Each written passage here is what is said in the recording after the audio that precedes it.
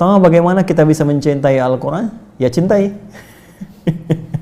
Ya cintai Al-Quran. Bagaimana kita mencintainya? Nah, ini yang mesti kita turunkan. Pertama, kita mesti belajar tentang apa keistimewaan Al-Quran yang bisa memberikan manfaat bagi kita. Sehingga ini bisa menjadi motivasi bagi kita untuk cinta terhadap Al-Quran. Ya, saya berikan beberapa contoh misal. Ini motivasi terbesarnya.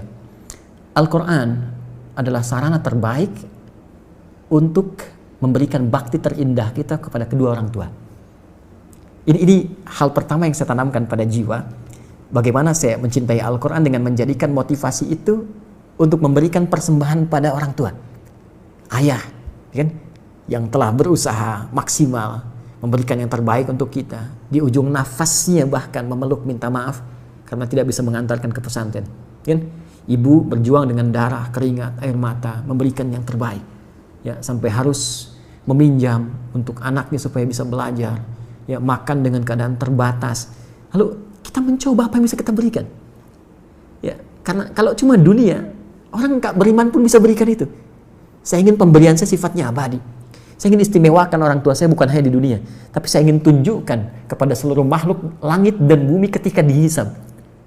Ini persembahan saya untuk ayah yang telah mendidik dengan luar biasa, untuk ibu yang telah berjuang dengan luar biasa. Saya ingin tampakkan di hadapan seluruh penghuni langit dan bumi dengan anugerah terbesar yang Allah bisa berikan pada seorang anak untuk orang tuanya.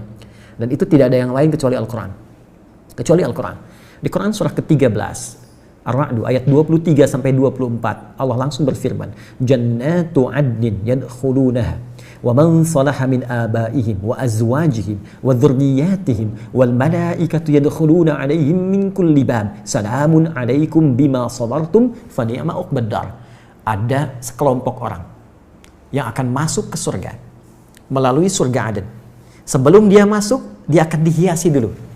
Ya, di Quran surah 35 ayat 33 itu tafsirnya. Yuhallawna fiha min asawir. Akan dipakaikan gelang-gelang emas. Di At-Tirmidzi nomor hadis 2915 dipakaikan mahkota kehormatan. Diberikan penghargaan luar biasa. Siapa mereka? Itulah ahli Al-Quran. Sampai Qurannya berkata, Allahumma halli ya Allah, hiasi orang ini, bedakan dengan bukan ahli Quran. Ya, berikan ia mahkota, berikan ia jubah kehormatan. Lalu yang paling menarik, setelah itu diperintahkan kemudian dipanggil kedua orang tuanya dan diberikan mahkota yang sinarnya lebih dahsyat, lebih terang dibandingkan sinar mentari yang masuk ke dalam rumah seseorang. Lalu dipakaikan oleh anak itu di kepala kedua orang tuanya. Digandeng tangan bapaknya, tangan ibunya, pasangan hidupnya, anak keluarganya. Ternyata amalan itu bisa memberi syafaat langsung, kata Allah, kepada keluarga besarnya. Dan ketika digandeng, diparadekan oleh Allah, disambutlah wal malaikat yadkhuluna 'alaihim min kulli bab. Semua malaikat penghuni surga berjejer di setiap pintu surga menyambut orang ini beserta rombongan keluarga besarnya untuk masuk ke surga tertinggi. Salamun 'alaikum bima sabartum fa ni'ma uqbad dar. Dan malaikat mengatakan, "Selamat. Kamu sabar menjadi ahli Quran saat di dunia. Selamat. Kamu berusaha menghafal. Mungkin kamu penat di malam harinya. Mungkin kamu capek di siang harinya. Mungkin ada orang mengatakan apa yang kamu lakukan dengan kesibukan kamu saat ini. Tapi satu ketika malaikat berkata, silahkan nikmati tempat terindah yang belum pernah dijamah oleh siapapun karena kesabaran kau. Dan di antara yang paling dahsyat, kita tidak menjadi soleh pribadi, tapi kita menjadi soleh sebagai seorang anak yang bisa membahagiakan kedua orang tua. Itu motivasi yang paling besar. Yang kedua, Nabi menyampaikan, khairukum man ta'allama al-Qur'ana wa 'allama. Tidak ada orang baik, kata Nabi, menjadi puncak terbaik kecuali ahli Quran. Orang yang mau belajar Quran dan mengamalkannya. Karena itu di Quran, surah ke-35 ayat 32, Allah menyifati orang yang belajar Quran dengan benar, orang yang akan bertransformasi menjadi seorang yang sangat mulia. Ya, thumma awrathna al-kitaba alladziina istafaina min ibadina faminhum zalimun li nafsihi wa minhum muqtasid wa minhum sabiqun bil khairati bi idznillah. Ahli Quran yang benar, hafid yang benar, maka dia akan jadi pionir dalam setiap kebaikan. Makanya saya sering katakan begini, kalau ada ahli Quran baru baca saja, ya, terus dia menghafal, ya, taruhlah jangan katakan hafal 30 juz, hafid. Dia baru hafal 1 ayat, 2 ayat. Itu ayat yang dia hafal karena akan merubah perilaku dia. Pasti jadi baik. Karena dia mengandung firman Allah yang maha baik. Pasti jadi baik. Jadi kalau ada orang ahli Quran, kata-katanya nggak baik, pandangannya nggak baik, dia belajar Quran dengan cara yang salah. Mustahil. Hafid itu sudah pasti good looking. Ya. Kalau kita jadi hafid itu sudah pasti baik, enak dipandang, enak bicara, good attitude. Ya. jauh dari nilai-nilai keburukan, kekerasan, radikalisme, ekstremisme dan sebagainya. Jadi motivasi yang kedua, belajar Quran itu akan merubah tampilan kita lebih baik. Yang ketiga, ini riset. Ternyata menjadi ahli Quran itu bisa meningkatkan kecerdasan seseorang minimal 3 kali lipat dari orang biasa. Karena dia dilatih ya dengan memori tertentu, dengan hafalan tertentu, dengan cara tertentu. Ya, kan riset menunjukkan orang yang semakin banyak menghafal sesuatu, semakin cepat dia, ya, refleksnya itu untuk bisa menangkap segala hal. Karena itu saya pelajari rahasia orang-orang dulu. Kenapa Ibnu Sina, Al-Kindi, Al-Farabi, Al-Ghazali, Al-Khawarizmi, Al-Battani dan ulama-ulama Muslim terdahulu begitu dahsyat. Sekarang orang untuk menguasai 2 bidang ilmu saja susahnya luar biasa. Mereka itu 3 sampai 5 bidang ilmu. Dan ternyata dasar utamanya cuma 2 yang dimaksimalkan sejak kecil. 1, sholat yang benar. 2, hafal Quran dari kecil. Ya, dan ketika kami riset Quran itu luar biasa, pengaruhnya sangat dalam, ya, dan peningkatannya cepat. Saya di sini dengan kawan-kawan membangun satu sekolah, itu kurikulumnya dari Quran dan hadis, nanti di-combine dengan Diknas, ya. Kita turunkan, jadi setiap ada pelajaran Diknas, misalnya matematika nih, belajar tentang misalnya bangun ruang, ya, atau dimensi tertentu. Ini ayatnya apa nih yang sesuai? Hadisnya apa nih?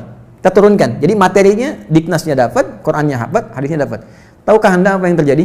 Ya, Bapak Ibu sekalian, itu sekarang kami tanamkan karakteristik Quran itu refleks di lisan mereka. Ketika kosong, langsung keluar Qurannya. Dan setiap menyikapi sesuatu, ayatnya hadir. Naik kendaraan, langsung ayatnya keluar. Doanya keluar. Di rumah, begitu menyikapi sesuatu, ayatnya datang, refleks. Dan ternyata percepatannya ke pelajaran kuat. Mereka cepat menangkap pelajaran. Bahkan yang paling menarik begini, mereka nggak pernah olahraga, misalnya futsal itu kayak main bola biasa. Satu kali kami ikutkan pertandingan futsal melawan anak-anak SD yang lain. Itu mereka belum pernah ikut pertandingan. Anda tahu apa yang terjadi? Juara 1. Jadi bakatnya muncul semua gitu. Jadi saya mau katakan, Anda menjadi ahli Quran, Anda akan menjadi manusia yang pintar.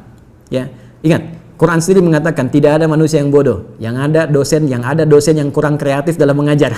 mohon maaf. Jadi semua punya potensi. California University itu pernah mengadakan riset otak manusia, ya, memorinya saja itu paling sedikit 100 juta gigabytes. Sedangkan di Quran surah kedua ayat 31, ya, dijelaskan bahwa Allah mengajarkan kepada Adam semua jenis pengetahuan, semua jenis nama. Adam itu nabi, Adam rasul.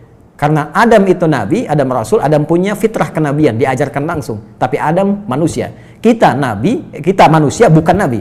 Kita manusia bukan nabi. Kita punya fitrah kemanusiaan tapi tak punya fitrah kenabian. Fitrah kemanusiaan menjadikan kita mendapatkan potensi seperti Adam untuk menangkap semua pengetahuan. Tapi karena kita bukan nabi, nabi diajarkan kita belajar. Tinggal bagaimana Adinda belajar dengan sungguh-sungguh. Maka turunkanlah kemudian ayat Quran untuk belajar Quran. Itu ada di Quran di surah ke-54, ya. Ayat ke-17, ayat 22, ayat 32, ayat 40. Itu kuncinya. Kemudian tingkatkan takwa kepada Allah untuk mempercepat. Itu ada di Quran surah kedua di akhir ayat 282. Ya, kemudian setelah itu nikmati pelajaran Qurannya sampai Allah memberikan kemudahan. Itu ada di Al-Quran di surah Al-Qiyamah 75 ayat 16 sampai dengan 18. Kemudian jangan cepat menyimpulkan saya nggak bisa. Belajar dengan benar. Belajar tajwid. Pakai bahasa Arab lebih bagus. Karena di situ ada pahalanya langsung. Ya, dan kita bisa belajar lebih banyak lagi. Sabar, bersabar. Nabi aja 23 tahun. Masa Anda 23 hari pengen cepat selesai? Ya, bersabar karena ahli Quran dilihat dengan ikhtiarnya, bukan berapa banyak Quran yang Anda dapatkan. Kalau untuk menjadi jembatan supaya Anda bisa baca dengan Latin nggak ada masalah, tapi jangan jadikan kebiasaan. Itu pengantar supaya Anda bisa membaca dengan Arabnya. Di situ nanti Anda mendapatkan makna-makna yang lebih luas dibandingkan dengan Latin. Karena ada perbedaan di situ, perbedaan tersendiri yang tidak ditemukan kecuali dengan menggunakan bahasa Arab. Ya, Allah Ta'ala a'lam bis-shawab.